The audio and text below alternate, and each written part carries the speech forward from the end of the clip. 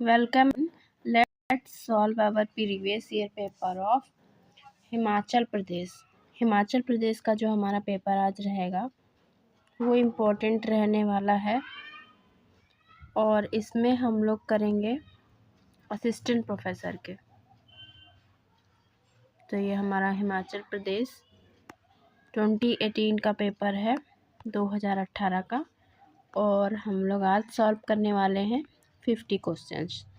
इसमें काफ़ी अच्छे क्वेश्चंस मिलेंगे आपको देखने को, क्योंकि थोड़ा पेपर ठीक ठाक बना हुआ था, तो आप सीख पाएंगे कि हाँ कौन से इम्पोर्टेंट क्वेश्चंस हैं और किन पे आपको ज़्यादा समय देने की आवश्यकता है। तो चलिए हम लोग देखते हैं। पहला वाला क्वेश्चन है, किसके अनुसार समाजशास्त्र परिप्रेक्ष्य के माध्यम से देखकर है। इसका मतलब है जो के माध्यम से देखकर है, इसका मतलब है सीन थ्रू करके कि किसके अनुसार समाजशास्त्र में ये कहा जाता है।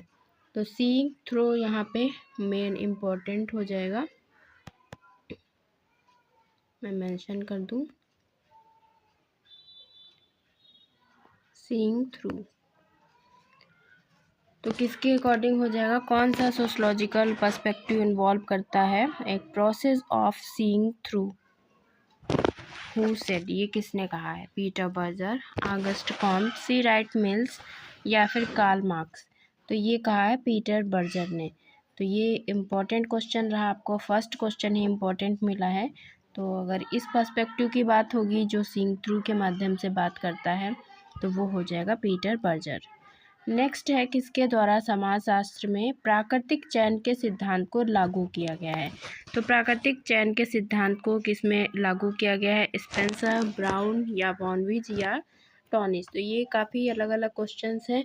प्राकृतिक चयन मतलब नेचुरल सिलेक्शन की बात सबसे पहले किसने की है, ये लागू करने की बात है। तो इसका मतलब है कि सबसे पहले इसने किसने अप्लाई किया है सोशियोलॉजी में नेचुरल सिलेक्शन की बात की। तो सबसे पहले यहाँ पे कौन हो जाएगा, स्पेंसर हो जाएगा। वैसे ब्राउन भी बात करते हैं, लेकिन यहाँ पे लागू करने की बात हो रही है, तो ऑप्शन 1 करेक्ट होगा। नेक्स्ट है the theory of social structure. Theory of social structure के लेखक कौन है, तो ये तो बहुत बार पूछा है, बहुत बार ये बुक आई है, और यूजीसी नेट हो या कोई भी एग्ज़ाम हो ये बुक आती है, तो ये काफ़ी इम्पोर्टेंट है। थ्योरी ऑफ सोशल स्ट्रक्चर के लेखक हैं नेडल, तो ऑप्शन सी करेक्ट हो जाएगा। नेक्स्ट हम लोग बात करते हैं, इनमें से कौन दो भूमिका संघर्ष की स्थिति उत्पन्न करता है। तो भूमिका संघर्ष कैसे होता है, मैंने अभी कल परसों में ही बताया था जब आपको प्रीवियस पेपर करा रहे थे। रोल कॉन्फ्लिक्ट और रोल स्ट्रेन में हमने बता भी रखा है आपको अपने कॉन्सेप्ट वाली वीडियो में कि इसका क्या मतलब होता है।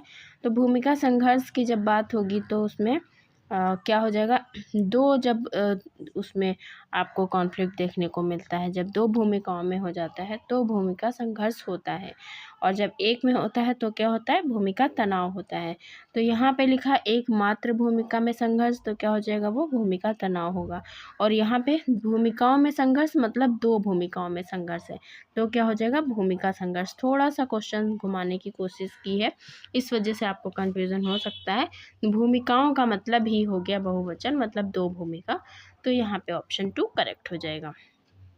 स्थिति को प्रदत्त और अर्जित प्रकारों का वर्गीकरण किसने किया है, तो यहाँ पे अचीव्ड और अस्क्राइब्ड स्टेटस की बात कर रहा है, तो किसने बांटा है स्थिति को, यानी जो स्टेटस है इसको, इसके इन दो भागों में किसने बांटा है, तो ये बांटा है लिंटन ने। ये मैंने आपको अपने कॉन्सेप्ट वाली वीडियो में भी बताया और कई बार यूजीसी नेट में आया है, तो आपको पता ही होगा। प्राथमिक समूह को मानव प्रकृति की पोशिका, तो मैंने आपको बता रखा है पोशिका और कोशिका से कैसे आपको लर्न करना है कि अगर पोशिका होगा तो आपका आंसर क्या होगा और अगर कोशिका होगा तो आपका आंसर क्या हो जाएगा। तो यहाँ पे पोशिका की बात हो रही है, तो इसका मतलब है इसका आंसर हो जाएगा ऑप्शन डी कूले। तो प्राथमिक समूह को मानव प्रकृति की पोशिका कहा है, यहाँ पे ऑप्शन डी आपका करेक्ट आंसर हो जाएगा। नेक्स्ट क्वेश्चन देखते हैं। तो नेक्स्ट क्वेश्चन क्या कह रहा है, समचेतना का विचार किसने दिया है, यानी कॉन्शियसनेस ऑफ काइंड का आइडिया किसने दिया है। तो हिंदी में बहुत अजीब तरह से लिखा होता है, जाता है तो समझ में नहीं आता। तो कॉन्शियसनेस ऑफ काइंड का मतलब समचेतना का विचार का मतलब है कॉन्शियसनेस ऑफ काइंड। तो ये किसने दिया है, ये भी आप लोग वेल नोन है, आपको पता है, गेटिंग्स का आइडिया है। तो ऑप्शन यहाँ पे सी करेक्ट हो जाएगा। सीमांत व्यक्ति की अवधारणा किसने विकसित की, यानी मार्जिनल मैन की अवधारणा किसने दी है। तो मार्जिनल मैन का जो कॉन्सेप्ट है वो दिया है रॉबर्ट पार्क। तो यहाँ पे ऑप्शन बी करेक्ट हो जाएगा। Anatomy of rural urban community book के लेखक कौन है। तो anatomy of rural urban community book जो लिखी है वो किसने लिखी है, एम.एस. राव, खुरिये, पैट्रिक गिडिंग्स या एम शाह। तो ये बुक है जी.एस. खुरिये की। तो ऑप्शन 2 करेक्ट आंसर हो जाएगा। नेक्स्ट बात करते हैं रेडक्लिफ ब्राउन का पहला मानव जाति वैज्ञानिक अध्ययन था। तो पहला उन्होंने एंथ्रोपोलॉजिकल जो स्टडी करी थी वो कहाँ पे की थी, तो वो की थी उन्होंने निकोबार, अंडमान, प्रशांत, जर्सी द्वीप। तो उन्होंने अंडमान आइलैंड की स्टडी की थी। तो ऑप्शन 2 करेक्ट हो जाएगा। ग्राम नगरीकरण शब्द किसके अध्ययन से संबंधित है। तो ग्राम नगरीकरण का मतलब है ग्राम और नगर जिसमें दोनों ही होंगे, तो वो किससे संबंधित है, वो संबंधित हो जाएगा ग्राम और नगरी दोनों की जीवन यापन शैली से। तो ऑप्शन डी करेक्ट हो जाएगा। नेक्स्ट है नियोक्ताओं तथा कर्मचारियों के बीच औद्योगिक विवादों को बाहरी व्यक्तियों के द्वारा निपटने का क्या संभावित तरीका है। तो जब जो भी इंडस्ट्रियल डिस्प्यूट है उनको बाहरी व्यक्तियों के द्वारा निपटाने के क्या तरीके हो सकते हैं। तो चलिए देख लेते हैं इसके क्या क्या ऑप्शन है। तो इसमें सबसे नंबर 1 पे सुलह। सुलह का मतलब क्या है, कॉन्सिलेशन। नेक्स्ट है समझौता। तो समझौता जब बाहरी इंडस्ट्रियल डिस्प्यूट होगा तो वहाँ पे क्या करेंगे, कंप्रोमाइज़ करेंगे, कंप्रोमाइज़ या फिर अधिनिर्णय। अधिनिर्णय का क्या मतलब है, एजुडिकेशन। और विवाचन, विवाचन का क्या मतलब है,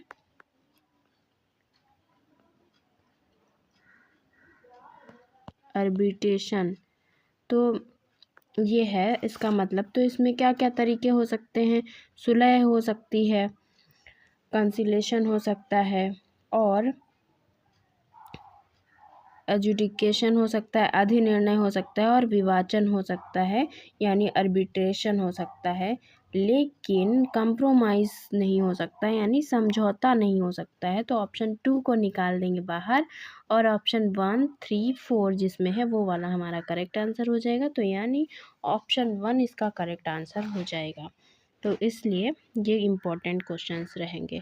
धर्म से क्या मतलब है, धर्म से अभिप्राय है, धार्मिक विश्वास, धार्मिक परंपराएं, ये सभी, या फिर कर्मकांड। तो ये सभी हो जाएंगे, विश्वास भी होंगे, बिलीफ भी होंगे, ट्रेडिशन भी होंगे, तो ये तीनों हो जाएंगे। धर्म हृदयहीन का हृदय है, ये किसने कहा है, तो ये तो आपको पता ही है, ये किसने कहा है, religion is heart of the heartless, ये किसने बोला है। ये तो बहुत फेमस कोटेशन है, इसमें ज़्यादा टाइम वेस्ट करने की नीड नहीं, मार्क्स का है। सामाजिक संरचना की अवधारणा भागों की आदेशात्मक व्यवस्था है, यह दृष्टिकोण किसका है। तो ये किसने कहा है, एन ऑर्डर्ड अरेंजमेंट। तो एन ऑर्डर्ड अरेंजमेंट किसने बोला है, सामाजिक संरचना की जब बात होगी तो नेडल, स्ट्रॉस या फिर लुई लुई या फिर मर्टन। तो ये हो जाएगा आपका मर्टन, और ये बहुत ही डिफरेंट क्वेश्चन है, या फिर इसमें हो जाएगा आर्लुई या फिर स्ट्रॉस। तो आपको देखना है कि किसने इस पे काम किया है, किसने इसकी बात की सामाजिक संरचना पे, क्या इन लोगों ने बात करी है या फिर इन्होंने बात करी है या फिर इन्होंने बात करी है। तो यहाँ पे जब हम स्ट्रक्चर को किससे जोड़ रहे हैं, भागों की आदेशात्मक व्यवस्था से। तो जब ऐसी कुछ बात होगी या आपको दिखेगा कि कुछ डिफरेंस है, डिफरेंट बात कही जा रही है सामाजिक संरचना में। और इसके पहले आपने एक बुक भी देखी थी, थ्योरी ऑफ सोशल स्ट्रक्चर करके, तो ये बुक किसकी है, थ्योरी ऑफ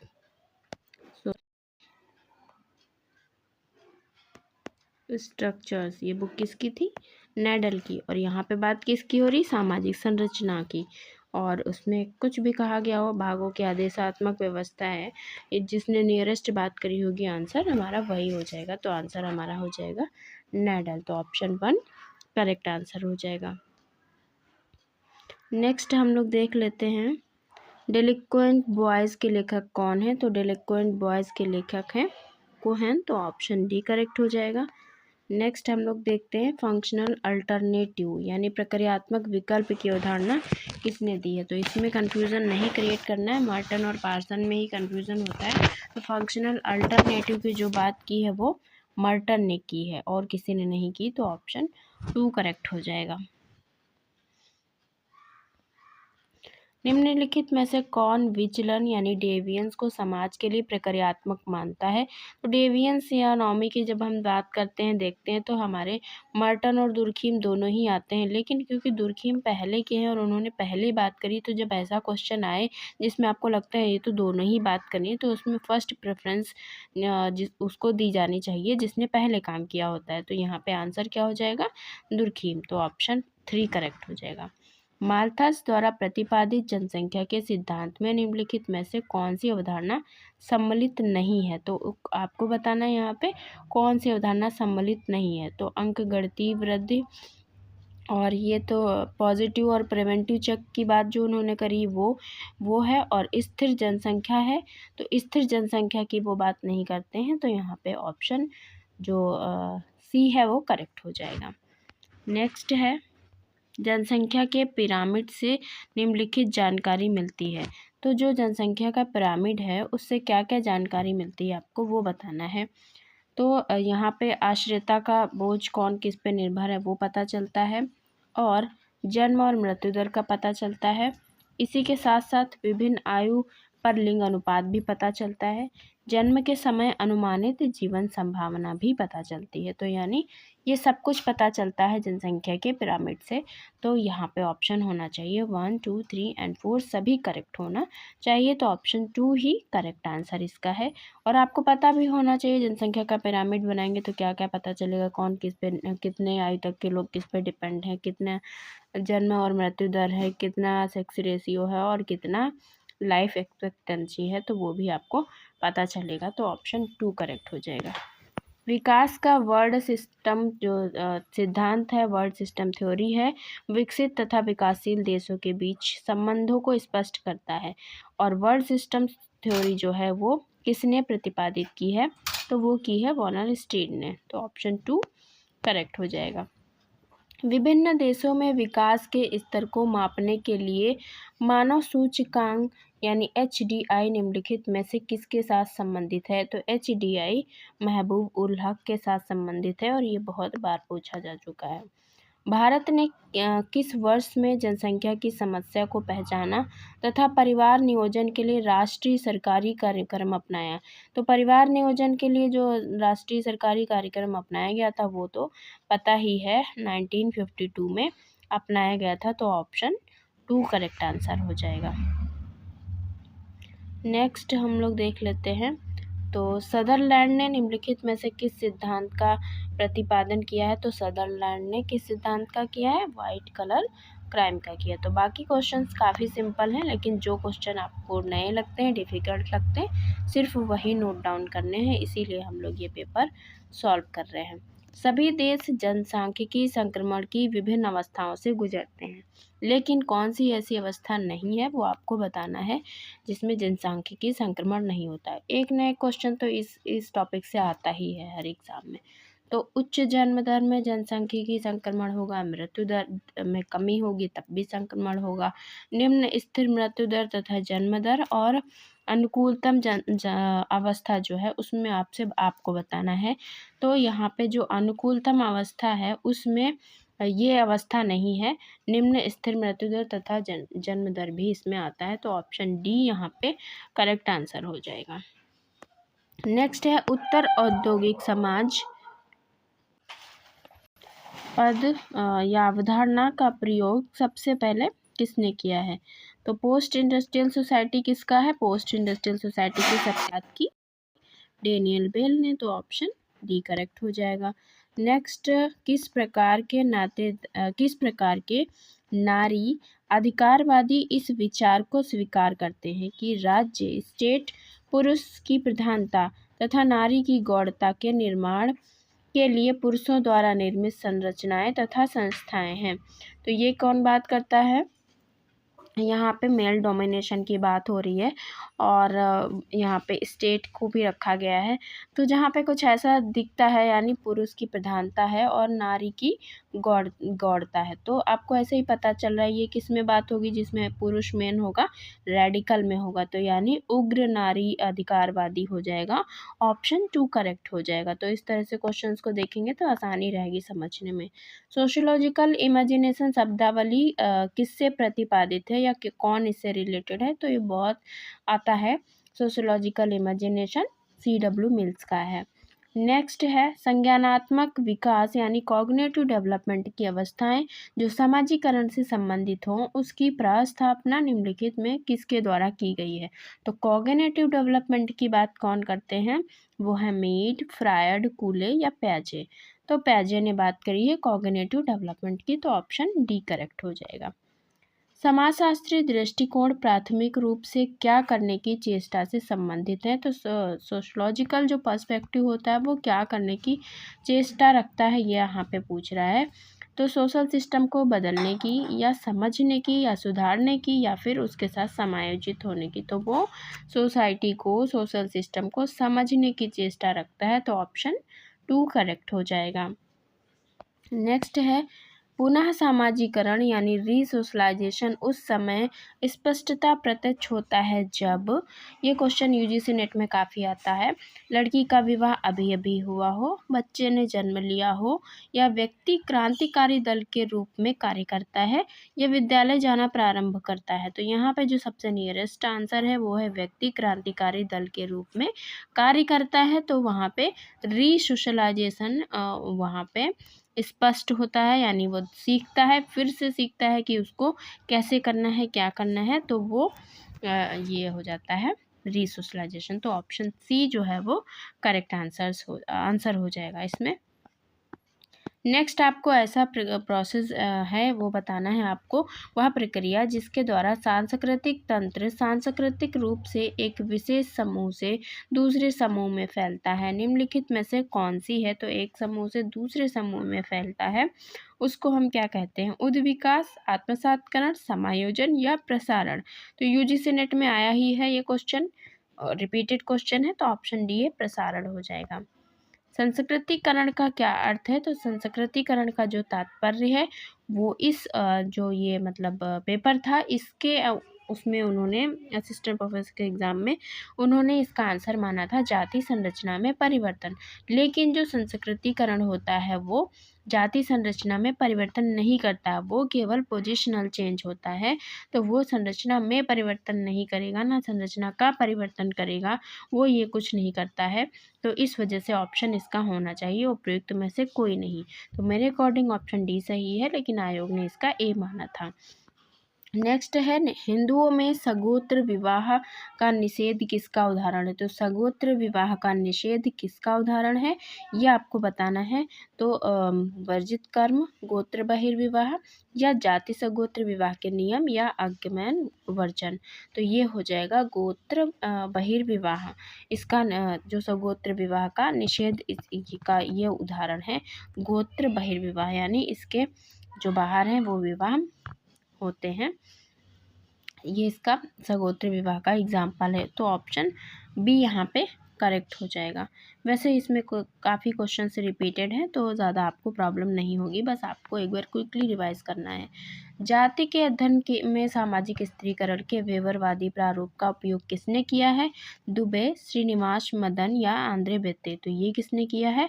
जो वेबरवादी प्रारूप का मॉडल है जो उसको इन्होंने यूज़ किया है, आंद्रे बेत्ते ने। नेक्स्ट क्वेश्चन जो है वो काफ़ी इम्पोर्टेंट है और ये वाला तो भी हायर एजुकेशन में भी आया हुआ था जिसमें सीक्वेंस पूछा गया था। तो ये तो सीक्वेंस आपको पता होना चाहिए क्योंकि सीक्वेंस काफ़ी कंफ्यूज कर देता है। तो हम लोग इसमें देख लेते हैं। मीड ने जो 4 अवस्थाएं बताई हैं वो कौन कौन सी हैं? उत्प्रेरणा, प्रत्यक्षीकरण, जोड़ तोड़ और एक और कौन सी है ये आपको बताना है। तो सबसे पहले तो मीट की आपको चारों अवस्था पता होना चाहिए सीक्वेंस में कि उन्होंने क्या बताया, और ये मैंने अच्छे से पढ़ाया भी है जब हम आपको पढ़ा रहे थे। तो इसमें सबसे पहले इम्पल्स हो जाएगी, उसके बाद कौन सी होगी, उसके बाद हो जाएगी परसेप्शन। तो ये सारी आपको सीक्वेंस में पता होनी चाहिए। और पर्सन्स के बाद जो जोड़ तोड़ परसेप्शन के बाद जो जोड़ तोड़ लिखा है उसकी इंग्लिश क्या हो जाएगी, उसकी हो जाएगी मैनिपुलेशन। और उसके बाद हो जाएगा इसमें जो आंसर है आपका वो है प्रतिफलन, भंगिमाएं, चेतना या प्रतीक। तो इसका मतलब जो है प्रतिफलन का मतलब है कंजमेशन, और जो भंगिमाएं हैं उसका मतलब है जेस्चर्स, और जो चेतना है उसका मतलब तो आपको पता ही है कॉन्शियसनेस, और जो प्रतीक है उसका मतलब है सिंबल। तो ये भी आपको पता ही है।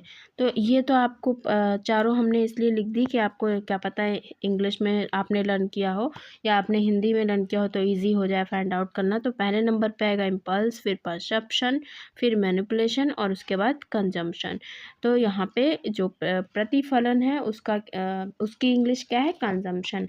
तो इस वजह से इसका जो आंसर हो जाएगा वो हो जाएगा कंजम्पशन। तो ऑप्शन 1 करेक्ट हो जाएगा। हिंदी में भी आप देख लें, प्रेरणा, प्रत्यक्षीकरण, जोड़ तोड़ और उसके बाद प्रतिफलन, यानी फल जो है वो लास्ट में मिलेगा। ऐसे करके लर्न कर लें।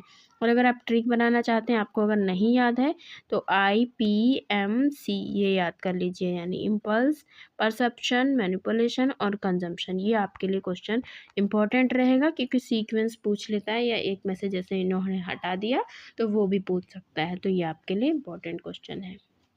नेक्स्ट हम लोग देखते हैं प्रतीकात्मक अंतःक्रियावाद किस पर जोर देता है। तो प्रतीकात्मक अंतःक्रियावाद जैसे कि आपको पता है वो अर्थों पर जोर देता है या उसमें मीनिंग इम्पोर्टेंट होता है। तो यहाँ पे जो आंसर माना गया था आयोग के द्वारा वो वृहद परिप्रेक्ष्य माना था, यानी माइक्रो की उन्होंने बात करी थी।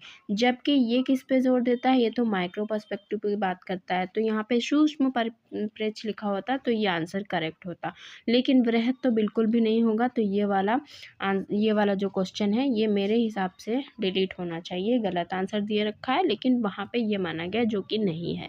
तो मेरे हिसाब से इसमें कोई भी ऑप्शन ठीक नहीं है। ठीक है, तो ऑप्शन यहाँ पे मैं कोई भी नहीं बता रही हूँ क्योंकि आयोग ने इसको माना जो कि रॉन्ग है।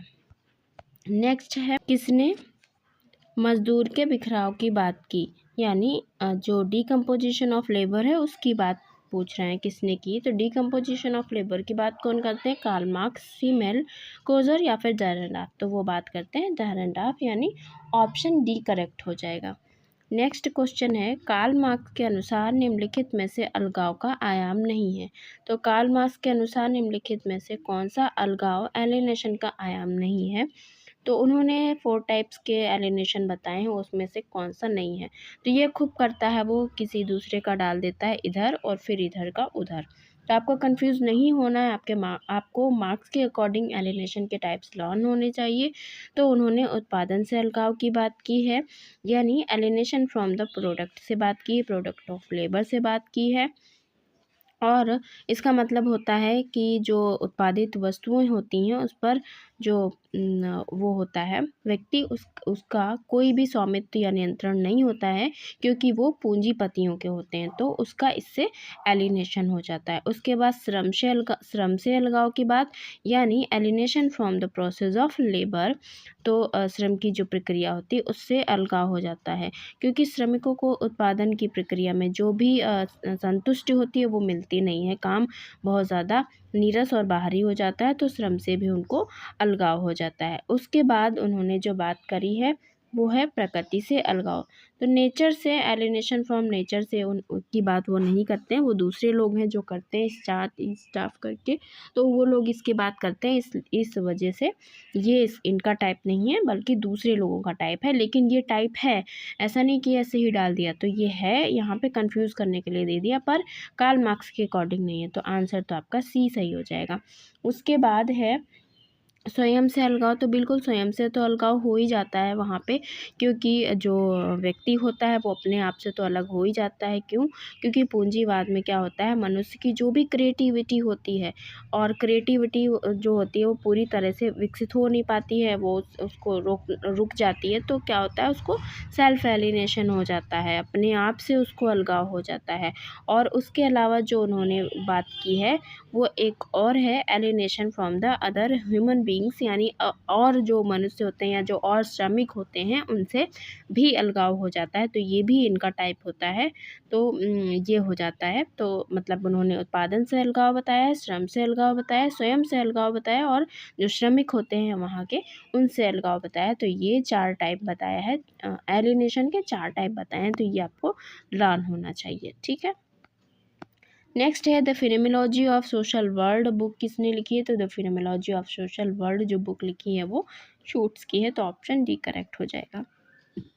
नेक्स्ट है, ने लोगों की सामाजिक रूप से निर्मित वास्तविकता के दोहरेपन को स्पष्ट किया है, यानी सोशल कंस्ट्रक्शन ऑफ रियलिटी की बात कर रहा है कि किसने किया है। तो सोशल कंस्ट्रक्शन ऑफ रियलिटी की बात पीटर बर्जर और थॉमस लकमैन करते हैं। तो ऑप्शन 1 करेक्ट हो जाएगा।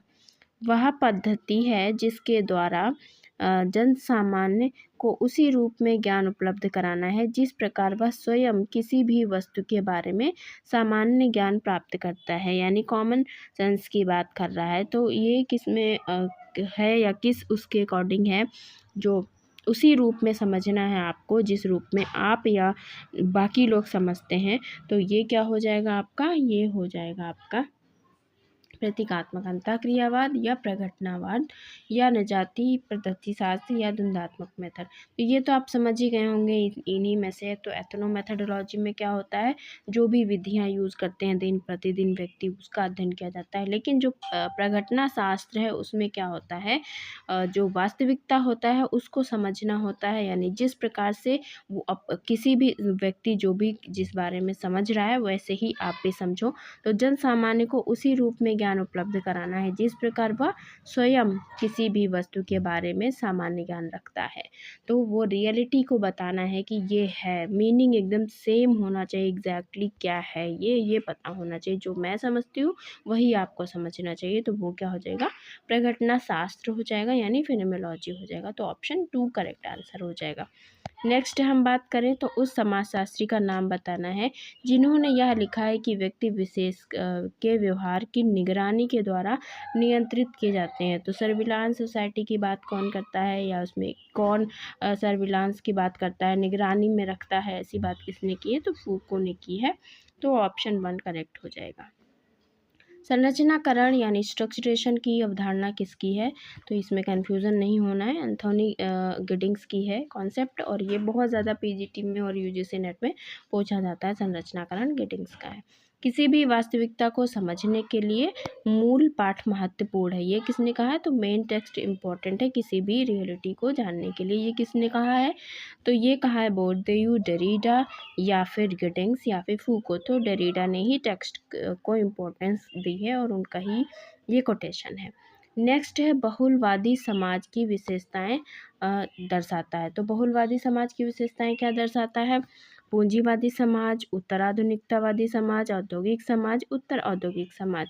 तो उत्तर आधुनिकतावादी समाज जो है वो बहुलवादी समाज की विशेषताएं दर्शाता है। तो ऑप्शन 2 करेक्ट आंसर हो जाएगा। ओके। नेक्स्ट है, एंथोनी गिडिंग्स के संरचनात्मक सिद्धांत में निम्नलिखित में से क्या शामिल है? तो दोहरा व्याख्यात्मक से शामिल है उसमें, जो मैंने आपको बताया भी है। तो डबल हर्मेनेटिक्स की जब मैंने बात की थी और मैंने आपको कॉन्सेप्ट में भी ये समझाया है। तो यही फ़ायदा होता है, अगर आप रेगुलर देखते रहते हैं वीडियोस या रेगुलर आप रहते हैं उसमें, तो आपको समझ में आ जाता है। तो डबल हर्मेनेटिक्स जो है वो किसका है? एंथोनी गिडिंग्स का। कॉन्सेप्ट भी पूछा जाता है, तो ये आपको पता होना चाहिए। नेक्स्ट है, निम्नलिखित विधियों में से गारफिंकल ने जो लोक विधि शास्त्र की अपनी व्याख्या में किस विधि का प्रयोग किया? तो गारफिंकल का जो काम है वो किस पे है? एथनोमेथोडोलॉजी का में उन्होंने किस किस मेथड का यूज़ किया है। प्रलेखी मेथड यानी डॉक्यूमेंट्री मेथड, विच्छेद मेथड यानी breaching experiment, reciprocity of perspective यानी दृष्टिकोण की पारस्परिकता, और अन्य सिद्धांत का मतलब है एक्स्ट्रा प्रिंसिपल। तो मैंने जब आपको गारफिंकल पढ़ाया है तो ये सारी चीज़ें बहुत अच्छे से पढ़ाई हैं कि क्या क्या उन्होंने यूज़ किया और सबका मीनिंग भी बताया है। तो अगर आपने नहीं देखा है अभी तक तो गारफिंकल को जाके देख लेना, आपको एथनोमेथोडोलॉजी में मिल जाएगा, ये हमारा हो जाएगा। और उन्होंने इन सभी की बात की है, डॉक्यूमेंट्री मेथड की, ब्रीचिंग एक्सपेरिमेंट की, और अगर आपको इनमें से किसी का भी मीनिंग नहीं आता है तो आप वहाँ जाके देख लेना कि सबका मीनिंग क्या है। मैंने सबको बताया, सबका मीनिंग बता रखा है, रेसिप्रोसिटी ऑफ पर्सपेक्टिव भी और एक्स्ट्रा प्रिंसिपल भी। तो यहाँ पे ऑप्शन हो जाएगा आपका ऑप्शन डी, क्योंकि उन्होंने सबकी बात की है।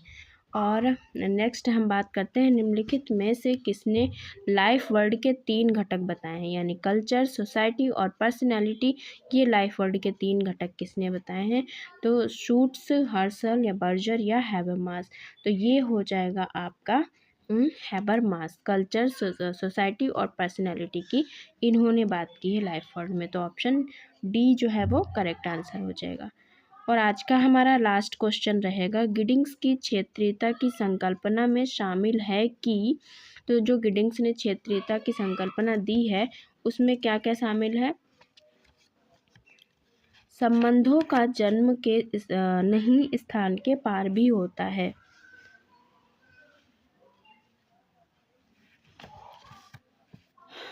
और सामाजिक परिवर्तन की प्रक्रिया क्षेत्र तक सीमित होती है। एक क्षेत्रीय समाज दूसरे समाजों को प्रभावित करना शुरू कर देता है।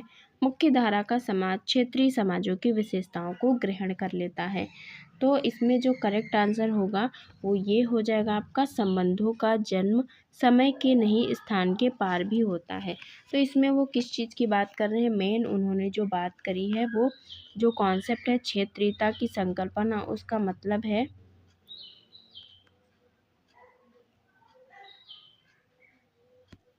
रीजनलाइजेशन। कहीं ये पूछ ले कि ये कॉन्सेप्ट किसका है, तो गिडिंग्स का कॉन्सेप्ट है रीजनलाइजेशन। इसका मतलब है द जो संबंधों का जन्म के समय नहीं स्थान के पार भी होता है। तो इसका मतलब है the reproduction of relations not only across time but also space. तो उन्होंने टाइम और स्पेस की बात तो की ही है। तो अगर आप इंग्लिश में देखेंगे तो आपको चीज़ें ज़्यादा जल्दी क्लियर हो जाती हैं। इस वजह से मैंने इम्पॉर्टेंट चीज़ों की इंग्लिश लाने की कोशिश की। और बाकी सब तो आप लोगों को पता ही, हिंदी इंग्लिश का इतना कोई रोल नहीं होता, जिसको जो भी लैंग्वेज में कन्वीनियंट लगे वो उसमें अंडरस्टैंड कर सकते हैं। तो आज हम लोग 50 क्वेश्चन ही करते हैं, क्योंकि जितनी कैपेसिटी होती है अंडरस्टैंड करने की उतना ही करना चाहिए। बाकी निपटाने से तो कोई फ़ायदा नहीं, एक दिन में 200 500 क्वेश्चंस भी कर सकते हैं, लेकिन हम 50 का टारगेट करते हैं कि 50 तो एटलीस्ट करें ही।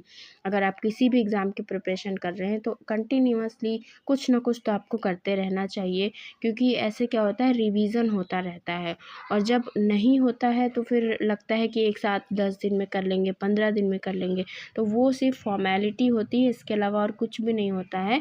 तो आप अगर कंटिन्यूअसली किसी भी चीज़ को करते हैं कंटिन्यू, तो आपको क्या होगा, उसका बेनिफिट कहीं ना कहीं मिलेगा। तो बस यही मैं करा रही हूँ कि एटलीस्ट आप एक बार पेपर्स को मॉक टेस्ट की तरह लगाते रहें, तो कुछ ना कुछ आपको ज़रूर बेनिफिट मिलेगा। और इसी तरह नए नए पेपर्स को करने के लिए बने रहिए हमारे यूट्यूब चैनल के साथ। थोड़ा सा भी कंटेंट रिलायबल लगता है अगर आपको, तो please do like share and subscribe my channel. Thank you for watching the video.